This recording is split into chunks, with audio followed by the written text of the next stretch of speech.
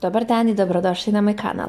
U ovom videu pogledajte kako ja to spremam lovačke šnicle. Sastojke koje sam ja koristila ću vam napisati u opisu videa.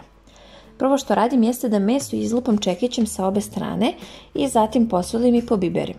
U šerpu sam stavila svinjsku mast da se zagrije i zatim ću meso uvaljati u brašno sa obe strane i staviti da se kratko propraži.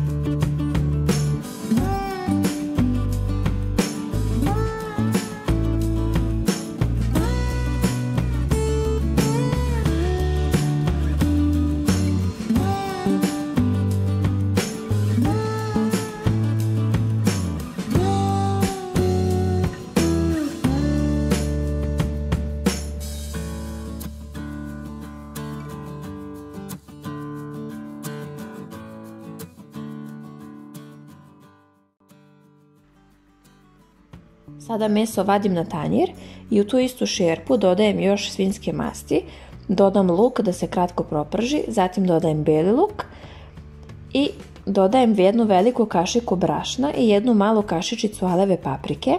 Dobro promešam da se ne naprave grudvice, nalijem sa vodom i zatim u to vraćam meso. Dodam vode ukoliko je potrebno, dobro promešam, poklopim i ostavim minimum 45 minuta na laganoj vatri da se krčka uz povremeno mešanje.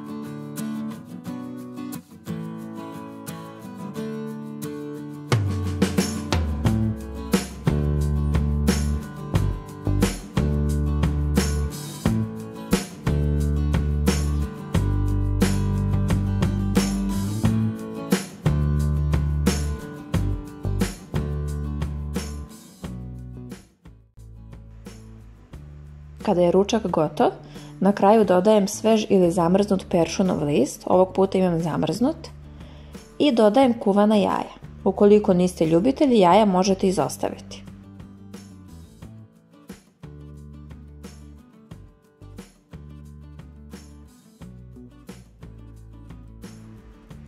Sve to dobro promešam i moj ručak je spreman. Nadam se da vam se dopada ovaj moj recept. Ako želite, možete me zapratiti na mom YouTube kanalu i kliknuti na zvonce pored tako da dobijete obaveštenje kada izbacim sljedeći video. A ukoliko vam se ovaj video dopada, možete kliknuti na like i također mi ostaviti neki komentar. Svaki vaš komentar meni zaista puno znači. Hvala vam na gledanju, a mi se vidimo u nekom narednom videu.